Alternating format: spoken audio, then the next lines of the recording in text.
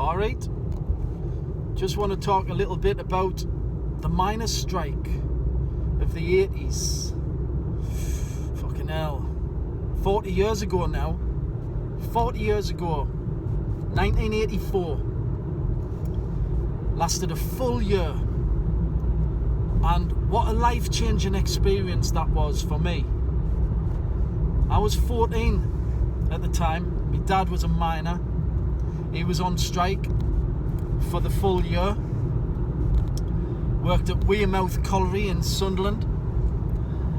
One of the biggest pits in the country.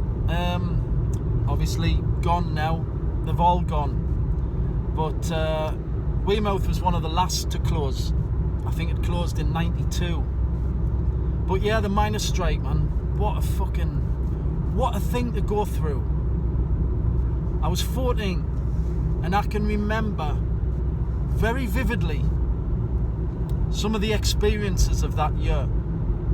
One of the experiences was Christmas 1984. It was a Christmas like no other, believers, because my dad had been on strike since March, so money was fucking very tight, very fucking tight. My dad used to go around the skips on the estate because the council was modernising the houses, and my dad used to go in the skips to get pipes or cables. He used to strip the copper wire out of the cables. He used to get the piping, and he used to weigh it all in down the scrappy just for a few quid, just to keep fucking food on the table or whatever, keep them in baccy or fags or a couple of pints, you know what I mean? It just to get by. It was fucking tight though, man. It was really tight. I mean, that Christmas we got very little. Me and my brother, there's just the two of us. I was 14, my brother was 10. We got very little.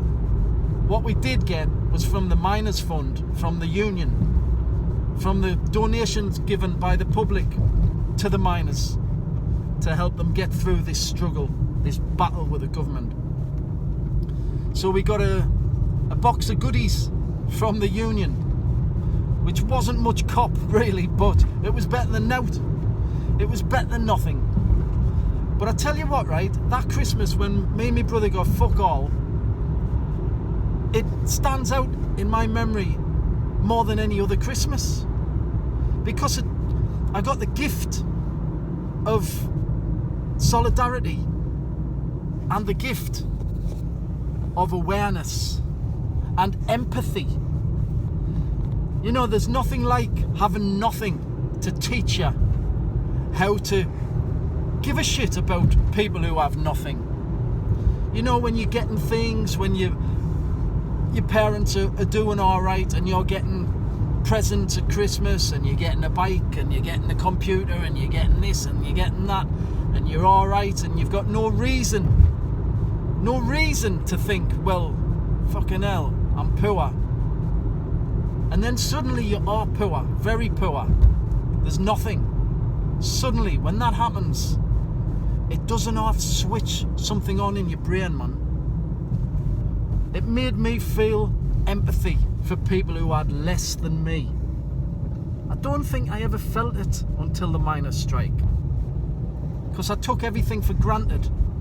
Because my dad used to try and give us what he never had when he was a kid, do you know what I mean? So he used to spend his money on us. Good bikes and good games machines and all that, you know, we got what we wanted. But the miners' strike changed all that. And I'm glad it fucking changed it, because I think it started me on a path to becoming a socialist. Because you can't be a socialist without empathy for those who are less fortunate than yourself.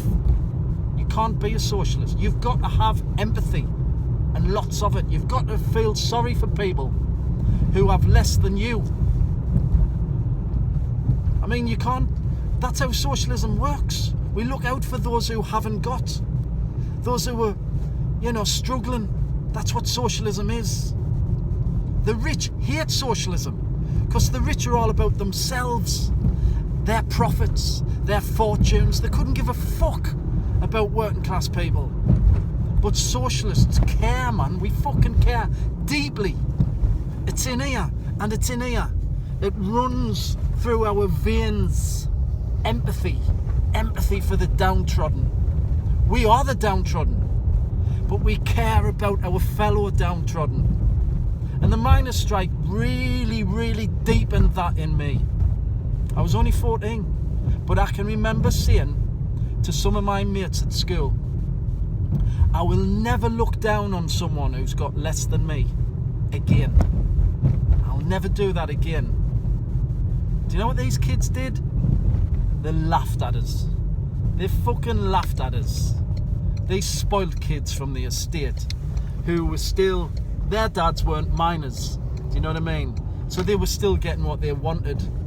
They had no reason. They had no experience to change them like I did. But it fucking changed me. And I went on a different path after that. I started to give a shit more about people. And I started to really hate bullies. People who think they're better than others and can pick on others. I really fucking hated bullies after that. And I never bowed down to bullies. Never. Even the hardest kids, I would fucking rip the piss out of them. Because, do you know what? They're just like you and me. They're not better. And the rich are just like you and me. They're not better. They're just people. But the people who have got the good fortune to have huge amounts of wealth. Anyway, the miners' strike didn't half bring on an awareness in me. And it's flashing a cyclist through there with his light on, but he's gone on the path. Yeah, the miners' strike, man, and that Christmas in particular changed everything. So anyway, my dad stuck it out, and sadly the miners were defeated. But they didn't have to be defeated. It wasn't inevitable. They could have won. They could have fucking defeated Thatcher and our rotten Tory government. They could have done that. But for certain circumstances, certain developments, it didn't happen. I mean, I'll not go into the details, the politics, the tactics. I'll leave that for another time. Suffice to say, the miners could have won, but they didn't win. And of course, Thatcher not only shut down the coal industry gradually, but changed the whole working class. Ideologically, physically, everything changed. We would have been living in a different society now if the miners had won that battle. Sadly, they didn't win, and we had to go through Thatcherism. We're still going through Thatcherism. But look, Thatcher died. Thatcherism hasn't died yet, but Thatcher died.